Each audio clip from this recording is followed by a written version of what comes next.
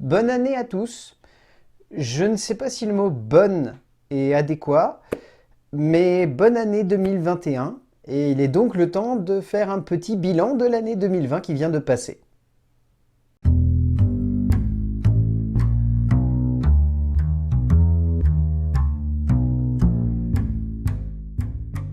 Bon, comme chaque année, le bilan va être découpé en plusieurs parties. Dans un premier temps, je vais un peu parler de l'année ciné de manière un petit peu concise parce que j'aurai l'occasion d'en reparler lorsqu'on arrivera à la semaine des tops. Ensuite, je vais parler de mon retour sur l'année 2020 en termes de YouTube, que ce soit pour la chaîne ou que ce soit pour le YouTube ciné en général. Je donnerai mon petit avis sur ce qui s'est passé. Et on finira avec une petite ouverture sur les quelques projets que j'ai en tête pour l'année 2021 et sur quelques petits teasings que je vais vous faire par rapport à certaines émissions qui vont peut-être renaître de leurs cendres. Dans un premier temps, donc, bilan de l'année ciné 2020. Et ben vous vous en doutez, le bilan, je le trouve clairement mitigé. C'est-à-dire que l'année 2020 a été une année très compliquée. Dans le sens où les salles de cinéma ont été ouvertes en janvier, en février, début mars. Elles ont rouvert fin juin, juillet, août, septembre, octobre, refermeture et depuis, elles n'ont pas encore rouvertes. Donc du coup, il y a à peine une demi-année en fait de ciné. Le ciné, moi, je l'ai vécu comme ailleurs. C'est-à-dire que pour la première fois, j'ai vraiment découvert que le marché de la VOD et du DVD avait un vrai impact. Et c'est peut-être une des années où j'ai le plus pris conscience que lorsqu'on est curieux, on découvre beaucoup de films qui sortent directement en DVD qui ont de l'intérêt. Et cette année, notamment, j'ai eu le plaisir de découvrir quand même quelques perles qui sont sorties un petit peu de nulle part, que j'ai eu l'occasion donc de piocher en DVD, ou en Blu-ray, ou en VOD, ou sur des plateformes de SVOD, et ça m'a fait énormément plaisir. Je ne dirais pas, par contre, tout de même, que ça a remplacé l'expérience cinéma. Pour moi, il est triste de faire le constat que ça m'a beaucoup manqué, et que ça me manque encore aujourd'hui, et que, je suis désolé, mais peut-être que ça fait du bien parce que ça évite le brassage des populations, mais c'est clairement triste de voir les salles de cinéma fermées, alors que, potentiellement, on pourrait y aller. Bon, je sais, derrière, il y a des raisons, et je les comprends totalement, et je suis même le premier à les soutenir, et à dire que c'est pas une bonne chose que les salles de cinéma rouvrent dans un tel contexte, que ce soit en termes d'économie, que ce soit en termes d'humains, que ce soit en termes sanitaires, tout ça, ça fait que, clairement, les salles de cinéma, elles ne peuvent pas rouvrir. C'est juste que moi, ça me fait de la peine parce que j'ai envie de voir des films au cinéma. Et vraiment, il y a des films où cette année, j'ai été triste de les découvrir chez moi. Il y a vraiment beaucoup de films. Même des trucs tout bêtes, mais genre Bloodshot avec Vin Diesel, personnellement, je me faisais une joie de le voir au cinéma. Même si, au bout du compte, j'ai découvert que c'était un film qui était assez moyen, je pense qu'au cinéma, je me serais vraiment tapé une bonne barre et que j'aurais certainement un petit peu plus apprécié le film que lorsque je l'ai vu chez moi, en téléchargement VOD, parce que c'était le seul moyen de vente qu'il y avait à l'époque. Et vraiment, je trouve ça un petit peu dommage. Et je parle de Bloodshot, mais dernièrement, il y a eu Soul, où, vous l'avez vu dans la vidéo, Renan et moi, on était quand même très tristes de l'avoir vu chez nous, parce que le film, ça se voyait qu'il avait un potentiel salle, mais alors monstrueux. Et c'est vraiment un constat que j'ai envie de faire et qu'on aura l'occasion de réévoquer lorsqu'on arrivera à la semaine des bilans, et quand je parlerai du bilan de l'année cinéma 2020 de manière un petit peu plus détaillée et surtout de manière un peu plus écrite.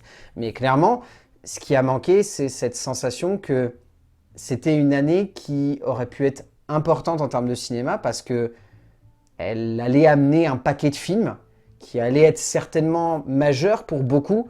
Et à la place, on a eu quelques films qui se sont battus en duel, un gros blockbuster qui a été Tenet, et comme vous l'avez vu, ça a quand même déçu pas mal de monde et ça a laissé pas mal de spectateurs perplexes, même si ça a fait un carton. Je crois que c'est l'un des films de Christopher Nolan qui a fait le plus d'entrées depuis The Dark Knight. Je crois que même Interstellar n'avait pas autant fait d'entrées qu'elle a fait Tenet, ce qui démontre bien qu'il y a eu un vrai engouement, peut-être parce que c'était le seul blockbuster, mais en tout cas, voilà. Mais moi, derrière, ça m'a fait prendre conscience qu'il y a tout un cinéma indépendant qu'il faut absolument soutenir, il y a tout un réseau de salles indépendantes qu'il faut absolument soutenir, et il y a tout un cinéma qui ne peut pas vivre par le biais de la VOD et de la SVOD et des DVD et des Blu-ray, et qui a besoin de sortir en salle. Et ce cinéma, si jamais on ne rouvre pas les salles, il va crever, et c'est ce cinéma pourtant qui nous apporte énormément de perles et énormément de films que je me démène depuis plusieurs années à défendre sur cette chaîne, et c'est surtout ça que je retiendrai en bilan 2020, c'est que lorsque les salles de cinéma vont rouvrir en 2021, faudra être là, non pas pour les blockbusters, mais pour tous les films, littéralement tous les films. Bon, maintenant, le bilan YouTube et la chaîne. On va commencer par la chaîne, ça sera un petit peu plus simple, et ensuite on abordera YouTube parce que, voilà, il y a clairement un constat à faire par rapport à ça. Au niveau de la chaîne, c'était compliqué. Et pour autant, vous me direz dans les commentaires, je pense avoir réussi à quand même garder le cap malgré la difficulté de parfois trouver des films. Bon, il est clair que sur le premier confinement, il y a eu un constat à faire, c'était que c'était impossible de maintenir le rythme de base que je m'étais imposé de 2 vidéos par jour pendant les 5 gros jours de la semaine et repos le week-end. C'était clairement intenable et vous l'avez bien vu, je suis passé à 1 vidéo par jour et c'est un rythme qu'on a plutôt bien tenu et sur lequel je me suis plutôt épanoui parce que ça me laissait beaucoup de temps pour faire d'autres choses à la maison, que ce soit passer du temps avec ma copine, que ce soit faire à bouffer.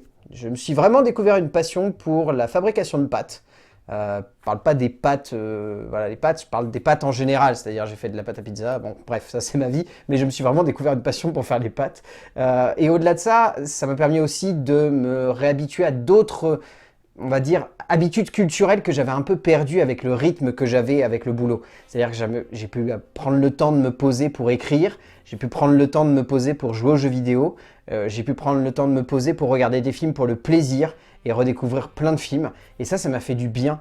Et du coup, derrière la chaîne, vous l'avez senti, elle a un peu choisi de se laisser porter par l'actualité sans pour autant avoir la sensation que j'ai besoin de sortir des vidéos. C'était vraiment si j'avais envie. Ça arrive par exemple, truc tout bête, mais vous l'avez vu, le deuxième confinement, j'ai réussi à peu près à tenir ce rythme de 2 vidéos par jour, sauf le jeudi et le vendredi, où là, je préférais mettre en avant des concepts sur lesquels, pas forcément je bossais beaucoup en termes de visuel et en termes de montage, mais surtout en termes de travail de recherche, sur lequel je m'amusais justement à aller piocher des infos à gauche et à droite, où là du coup c'était plus intéressant, ou bien sûr sur les lives, que j'ai pris énormément de plaisir à refaire, et ça c'est un constat, et je pense que je le poursuivrai en 2021. J'aimerais bien continuer à faire des lives, même si les salles de cinéma rouvrent, quand les salles de cinéma rouvriront d'ailleurs, il faut mieux le dire, même à ce moment-là, je pense que j'essaierai de continuer à faire des lives régulièrement, parce que c'est quelque chose que j'ai trouvé très plaisant, et puis mine de rien, avoir des invités, ça m'a permis aussi de prendre conscience que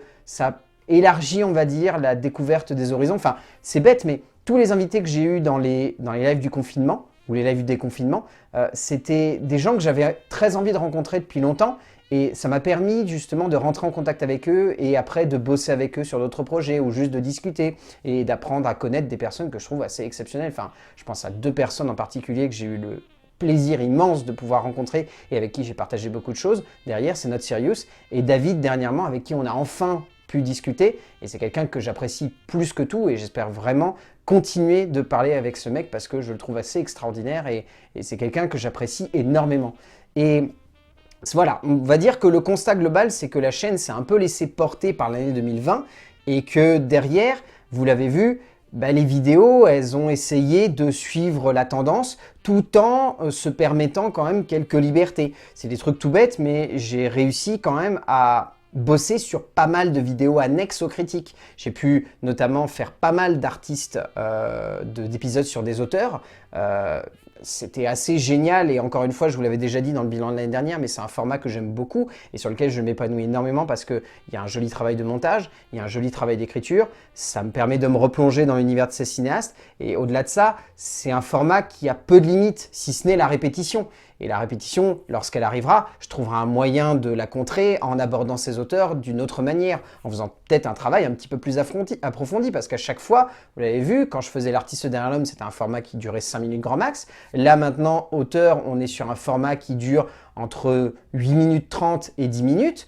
Peut-être que le prochain format, il sera beaucoup plus long, et on verra où ça nous mènera. Mais voilà. On va dire que j'ai essayé de piocher des idées à gauche et à droite, et on le verra dans le bilan, dans l'avenir de la chaîne l'année prochaine, ça m'a permis d'avoir des idées de concepts que je vais certainement pousser sur l'année 2021, et surtout ça m'a permis d'avoir envie de réécrire des choses qu'avant je ne prenais pas le temps de me poser pour réécrire. Donc c'est surtout ça en fait le bilan de la chaîne, c'est que 2020 m'a permis de me poser et de me dire j'ai envie de faire ça, et là maintenant j'ai du temps. Donc, écrivons, prenons le temps d'apprécier des petits moments de vie qu'on n'avait plus le temps d'apprécier plus que ça, et laissons-nous porter par l'envie du moment, et ça m'a fait beaucoup de bien, vraiment. Maintenant, l'avis que j'ai sur YouTube Ciné 2020 est très très très compliqué. C'est-à-dire que, pour être sincère, je trouve qu'il y a eu 2 clans qui se sont faits.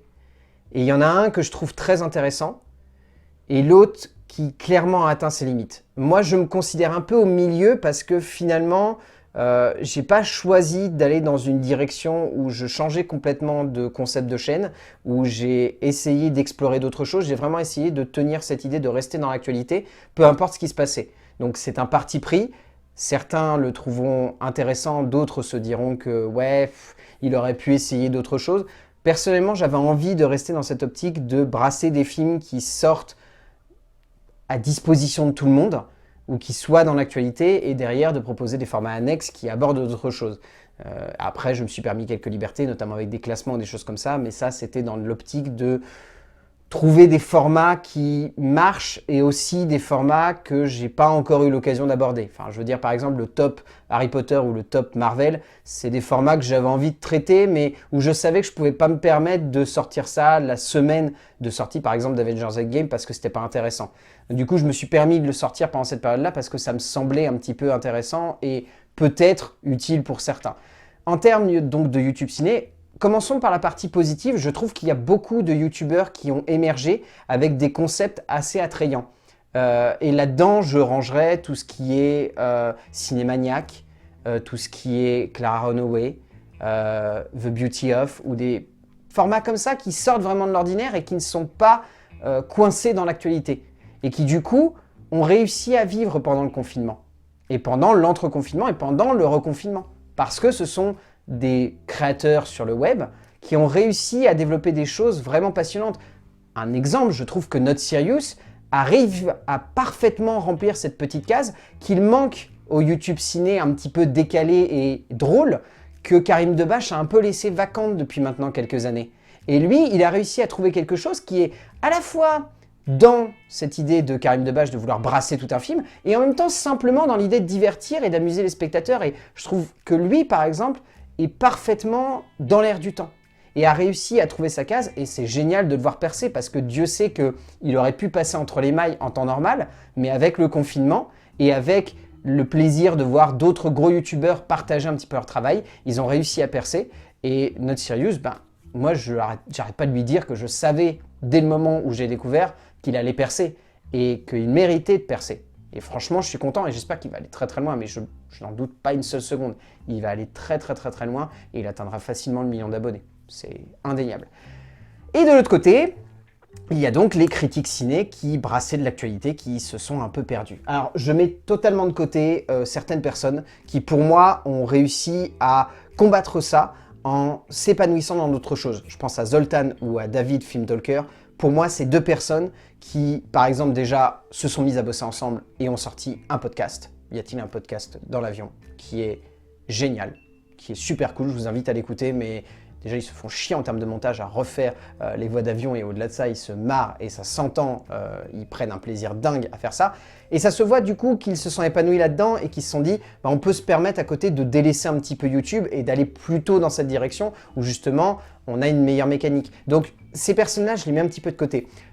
Je citerai pas d'autres noms pour éviter les polémiques ou je ne sais quoi, mais simplement je trouve que les youtubeurs qui brassaient de l'actualité en salle de cinéma se sont perdus en 2020 et sont partis en cacahuète.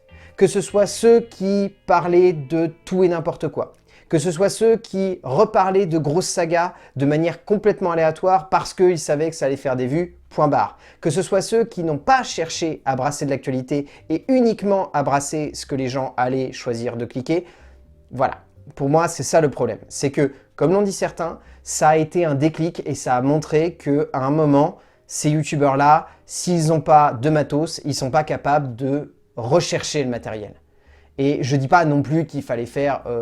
sans me lancer des fleurs comme moi et aller chercher à gauche et à droite des trucs sortant à disposition des gens et dont on pouvait faire la critique parce que ça allait être accessible à tous. Je ne dis pas non plus qu'il faut faire ça, mais peut-être qu'il aurait fallu chercher autre chose et s'épanouir dans d'autres idées, dans un autre registre, même si j'ai pas forcément aimé une partie de sa gestion de l'année 2020 en termes de ciné YouTube. Je trouve que Reg a quand même essayé de proposer des découvertes. Et ça, mine de rien, ça reste intéressant. Derrière, il a fait d'autres trucs que j'ai pas vraiment compris, notamment dans le premier confinement, où je trouve qu'il s'est un petit peu perdu dans sa démarche à brasser un petit peu des films à gauche et à droite de manière très aléatoire. Mais dès le moment où il a trouvé cette petite idée de faire découvrir des films ou des séries ou des choses comme ça, là, il a trouvé un petit peu sa case et il a réussi à, malgré l'enfermement et l'impossibilité de pouvoir toucher des films accessibles, il a quand même cherché à proposer un format qui sorte un petit peu de l'ordinaire. Mais il y en a d'autres, voilà, enfin... Pareil pour la 47e fois de la saga Batman ou de The Dark Knight, et puis ensuite rebrasser Harry Potter, etc. Enfin, il y a un moment, stop, faut arrêter. Donc pour moi, c'est le bilan qu'il faut faire de YouTube en termes de cinéma dans cette année 2020. D'un côté, il y a ceux qui ont réussi à trouver une case et qui l'avaient déjà avant et qui l'ont exploité comme il faut et qui ont réussi enfin à percer. Et je ne peux que féliciter ces youtubeurs qui ont enfin réussi à trouver un petit écrin dans lequel ils vont parfaitement s'épanouir et ils vont pouvoir faire ce qu'ils veulent. C'est génial pour eux. Et de l'autre côté, il y a ceux qui ont fait un petit peu des tambouilles étranges où ils voulaient absolument attirer l'œil des gens et sans faire un grand travail de recherche derrière. C'est un petit peu dommage, je trouve. Et maintenant, 2021. Alors 2021, j'ai pas mal d'idées.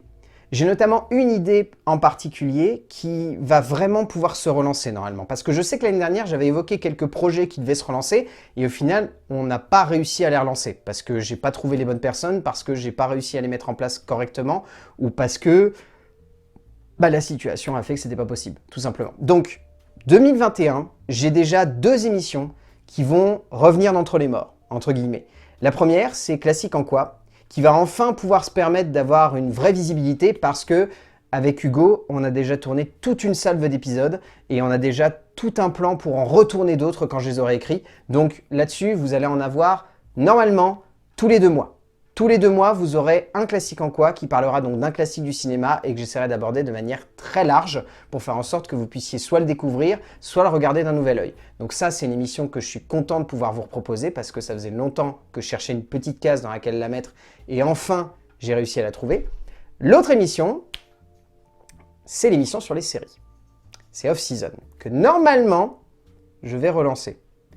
Quand je dis normalement, c'est parce que c'est encore à caler avec la personne qui va s'occuper de tourner les épisodes, mais normalement Off-Season va être lancée et du coup, Off-Season viendra elle aussi une fois sur 2 mois. Parce que du coup, je vais essayer d'alterner Classique en quoi et Off-Season. Faire en sorte qu'il y ait un mois un Classique en quoi, un mois un Off-Season. Comme ça, chaque mois, il y aura la découverte de soit un film, soit une série. Pareil, off-season, on va se permettre des écarts, il va y avoir des séries d'actualité, il va y avoir des séries qui se sont terminées depuis longtemps, mais du coup, ça va vous permettre de découvrir à nouveau des séries, et encore une fois, ce ne sera pas moi qui présenterai cette émission, ça sera une autre personne, je ne vous dis pas encore qui c'est, malheureusement, ça ne peut pas être Capucine, parce que Capucine, elle a un travail qui l'oblige à avoir des impératifs et qui ne lui permet pas de revenir sur Nantes, mais ça sera une autre personne que vous connaissez bien sur la chaîne, et qui, je pense, vous plaira en termes de présentation de série parce que j'ai toute confiance en elle et je sais très bien qu'elle va parfaitement s'en tirer. Donc ça, c'est les 2 grosses émissions que je vais relancer. Et derrière, l'idée, c'est de continuer sur la lancée et peut-être que la chaîne va évoluer aussi, mine de rien. Parce que il est clair et net qu'avec la manière avec laquelle 2021 semble arriver et la manière avec laquelle le cinéma semble évoluer aussi avec, il va y avoir des changements, il va y avoir une nouvelle manière d'aborder les critiques de films, il va y avoir une nouvelle manière d'aborder les sorties, ça va être compliqué. C'est pour ça aussi que, en termes d'avenir, je peux vraiment que vous parler de ces émissions sur lesquelles j'ai une idée concrète. Ces émissions-là, ça fait, on va dire, depuis le 2e confinement que je sais exactement dans quelle direction les emmener et que je sais surtout ce que je peux vous proposer derrière. Mais par contre, les autres, je ne sais pas du tout comment ça va se passer. On va se laisser porter par l'année, on va voir ce que ça va donner. Bien évidemment, il y aura toujours les critiques en duo, il y aura toujours les auteurs, il y aura toujours les émissions du vendredi soir. Ça ne va pas bouger. Ça sera des impératifs que je me suis fixés et qui n'ont pas bougé, comme vous le voyez, depuis maintenant 3-4 ans sur la chaîne quand même. Mais voilà, c'est un peu difficile d'imaginer l'avenir de manière concrète. On verra bien ce que 2021 va nous réserver aussi, parce que mine de rien, 2021...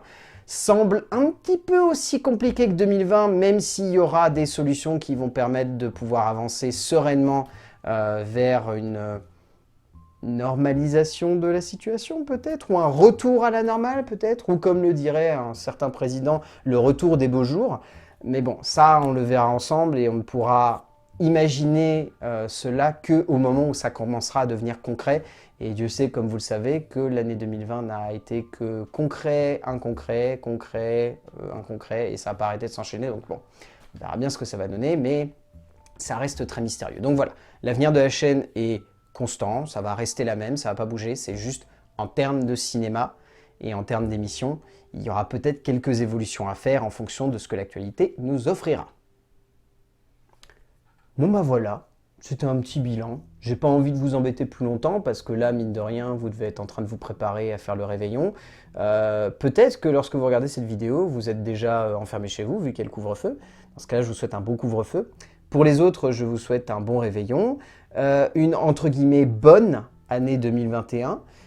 Et puis, comme d'habitude, on se retrouvera sur la chaîne pour parler de films, parce que c'est bien de parler de films, et regarder des films, parce que c'est toujours bien de regarder des films, même quand il faut les regarder chez soi, ou quand on ne peut pas les regarder au cinéma, enfin bref, c'est un peu triste, mais bon, essayons de finir sur une note joyeuse.